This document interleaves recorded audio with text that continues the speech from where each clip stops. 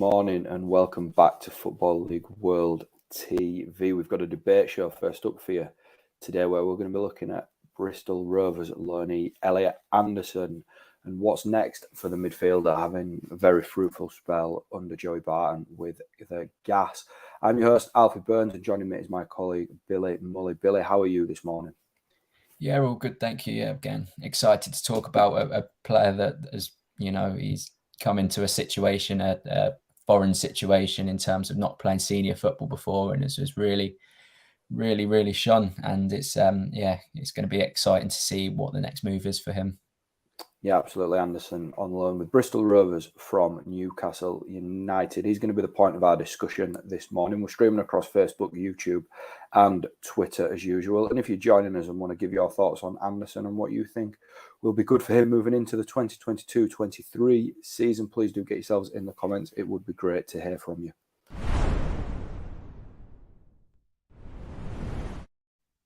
So as we sort of touched on in the opening minute or so there, it's been a really fruitful loan spell for Anderson with Bristol Rovers. He's made 16 appearances in League Two, returning 4 goals and 3 assists from midfield. Very, very good numbers, those. Billy, what have you made of the 19-year-old since he's joined Bristol Rovers?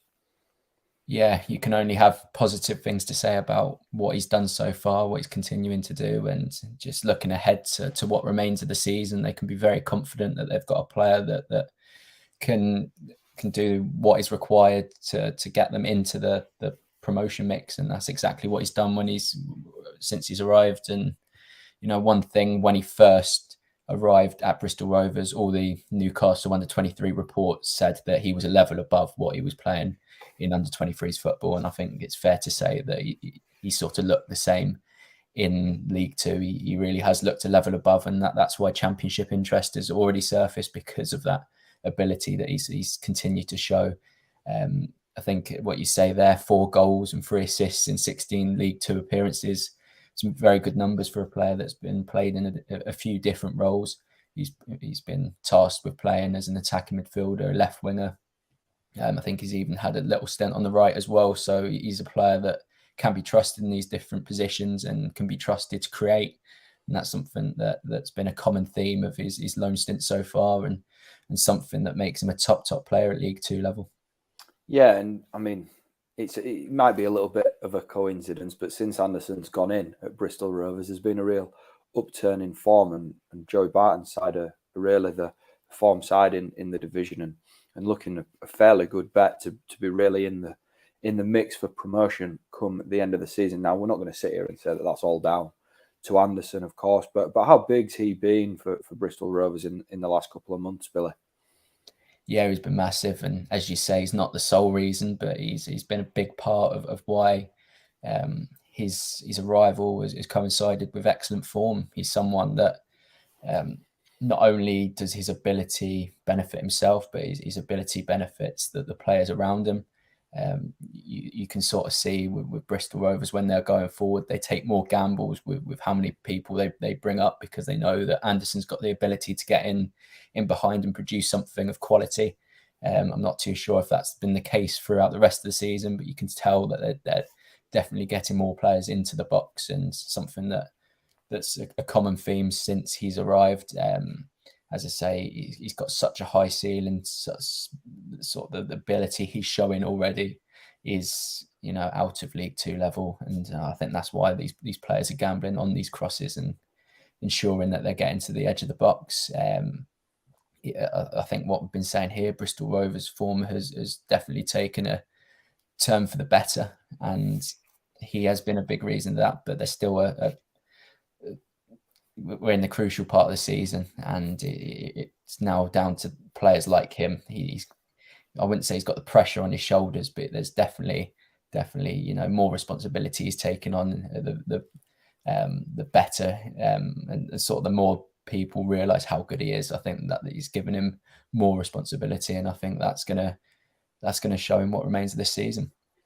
Yeah, I mean, it's funny really looking ahead to next season already, when there's so much still to play for, particularly for Bristol Rovers who are pursuing a place back in League One. But just, we are looking ahead to 22-23. When it comes to Anderson, I guess it's probably safe to say that he's going to be playing at at a higher level than League Two in the next 12 months.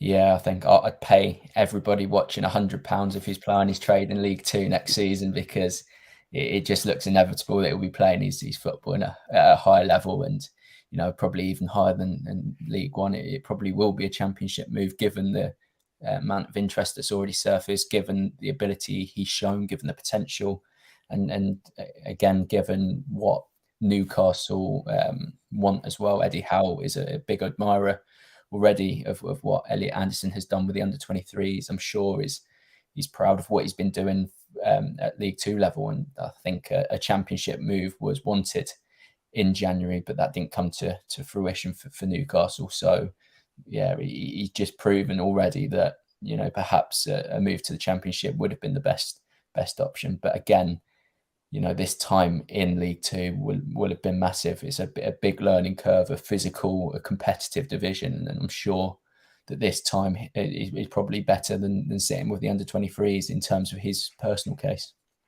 That's quite bold of you there, offering everybody £100 if he ends up back in League Two next season. At Billy Mulley 11 is it on Twitter if you want to get in touch with Billy if Anderson's back in League Two next year? Oh, it's gonna be awful if it does happen, but yeah, hopefully time passes quite quickly on that one.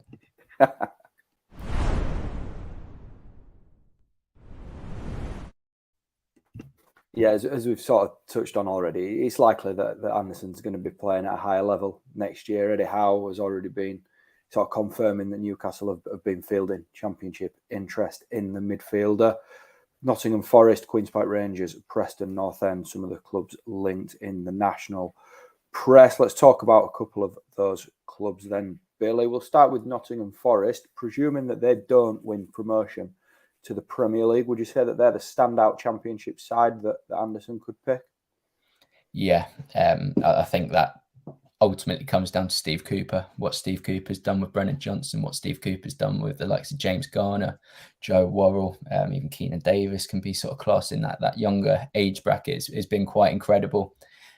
He's done it everywhere he's gone, Steve Cooper, and it just makes Nottingham Forest such an appealing destination for Premier League clubs to send their young talent, because it's not something that happens quite often that Steve Cooper gets success out of his young players. It's every young player that tends to work under Steve Cooper improves dramatically, and I think it makes Nottingham Forest a really, really good destination. As you say, if they do get promoted to the Premier League, which is growing increasingly likely at this rate, then yeah, you can't really see that come to fruition. But if they do remain in the Championship, it looks like Brennan Johnson will depart, and that will open up something for Forest. And he would be going from League Two to the top end of the Championship, which of course would be a massive, massive step. But I think what he's showing at the moment is that he can do everything. He is the kind of player that is going on to see a lot of success. And if his performances in League Two are anything to go by, then at Nottingham Forest, I'm sure he'd be able to, slowly but surely cut it at that level. Yeah, I mean, Cooper's definitely a manager that Eddie Howe and Newcastle would be able to trust Anderson with. But another manager that they could probably trust him with is Ryan Lowe at Preston. A couple of Premier League loanees thriving at Deepdale at the minute. Seb Vandenberg from Liverpool, of course, and Cameron Archer, who's gone in to Preston in January and having a really good spell in front of goal. They're another reasonable fit for a player of Anderson's profile, aren't they, Billy?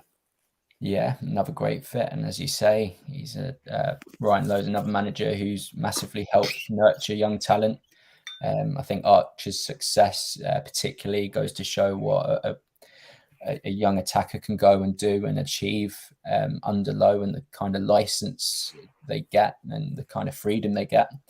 Of course, it's different positions and different responsibilities, but ultimately he's another manager that trusts youthful players, and that's something that's becoming increasingly common, and it is increasingly common within very good managers, being able to trust youthful players and be rewarded with these kind of performances that we've seen from Cameron Archer, and going back to Nottingham Forest as an example, Brennan Johnson as well. So yeah, I think Preston are a side that are going to improve next season. I'm interested to see how they go about their recruitment, but I think this would be the arrival of someone like Anderson would be an excellent step in what happens next. I think right from the onset this season with Preston, they were dealt the injury news of Izzy Brown, who was brought in to be that creative spark. So I think that's been something that's been quite difficult to get over. But if you bring in a player like Anderson, who has the ability to operate as an attacking midfielder, a left winger, obviously showing his creative abilities in abundance in League Two, then I'm sure he's someone that could really bolster the squad and help Preston get to the level they want to be at next season. Another Championship club that weren't linked in the report that we're talking about, but are known to be big admirers of Anderson, is your club, Luton Town. Billy Nathan Jones is a big fan of what Anderson does. He's had conversations with him in the past, with Newcastle's permission, of course. I think we've got to add, I think that Jones added that into his interview as well. Is he somebody that you'd like to see, playing for your club? Yeah, I'd love to see Elliot Anderson in a Luton shirt. And I think it all goes down to, Luton's ability to spot players like this. We've seen it with Dewsbury Hall, who had only played 10 games in the Football League before coming on to Luton. And, we now see the heights that he's hit.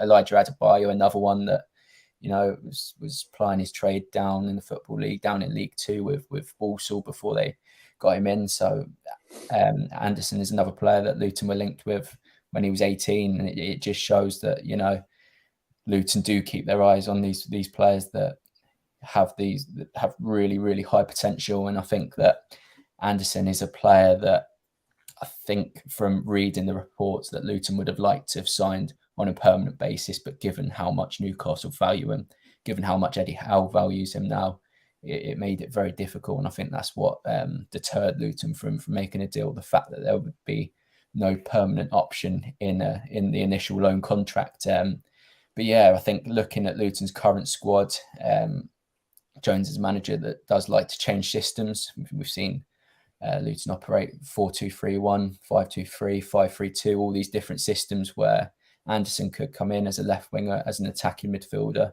perhaps even deeper, sometimes if that's an option for him. So I think that, yeah, he would fit the system. He's someone that's got tremendous ability on the ball, somebody that could play in that sort of more advanced of the midfield three. And yeah, again, the versatility factor is something that will massively help him in terms of cutting out Championship level. I mean, you can completely understand Jones's sort of stance there in terms of wanting the option to buy when it comes to Anderson and not just having a lone player in. But for so many clubs, particularly this season, it's worked out having deals like that in place, even though there isn't the option of a permanent deal there. So, for example, Levi Colwill at Huddersfield Town, somebody like James Garner at Nottingham Forest, even Jed Spence at Nottingham Forest. I know he's not come down from the Premier League, but all the same, there's no option there for Forest to sign him in the summer. Do you think that there's a chance of a transfer U-turn there from Luton and them getting back involved in the conversation? Yeah, I definitely think so. I think Hatters have definitely done their groundwork. They've done all the planning. They've done all the research.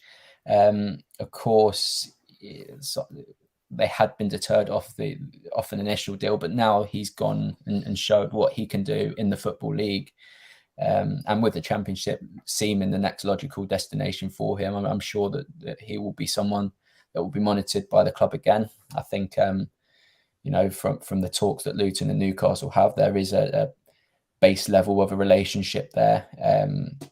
And again, sort of what Luton have done with Keane and Dewsbury Hall will make Luton seem like an appealing option for Newcastle to consider. But yeah, I think definitely Luton will be looking to improve that part of the pitch in the summer in terms of chance creation. Luke Berry and Jordan Clark haven't played too much football this season because of injuries, and having a fresh option, someone like Anderson, someone who adds something different, could be a massive, massive plus.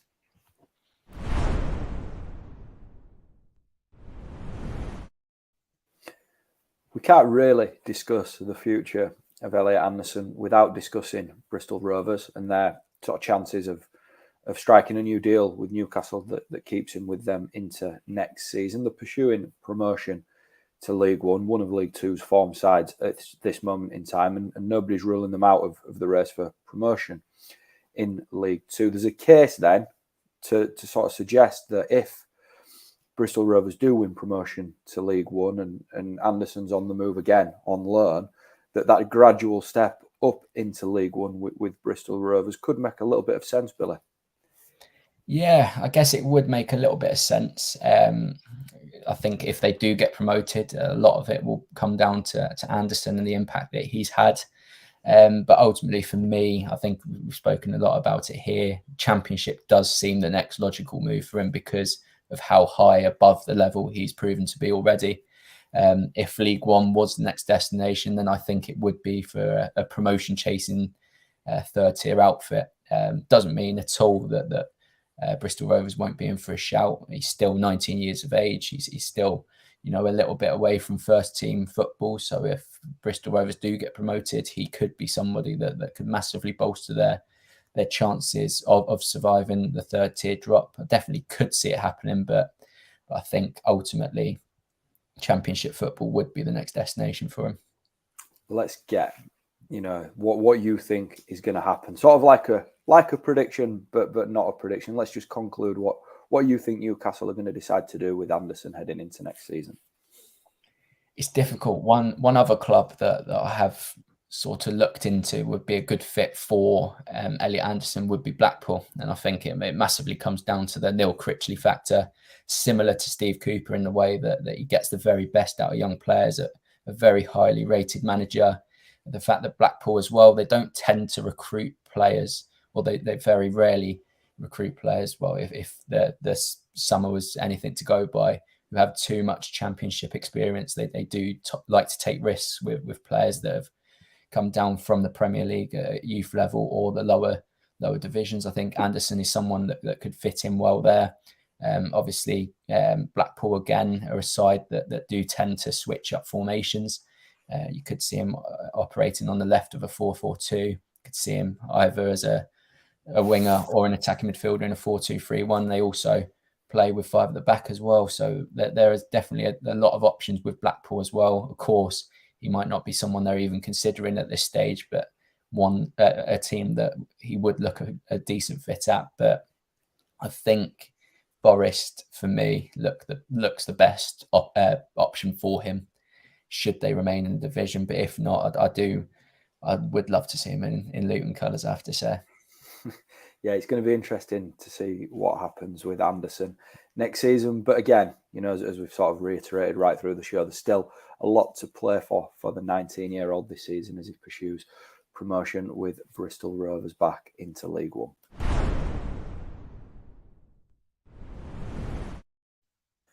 And that concludes this morning's debate show then. Thanks to Billy for joining me and anybody else that's joined us across Facebook, YouTube and Twitter. Coming up later today on Football League World TV, we're going to be looking ahead to some of Tuesday night's action down in League One. So make sure you tune in for that and we'll see you again soon.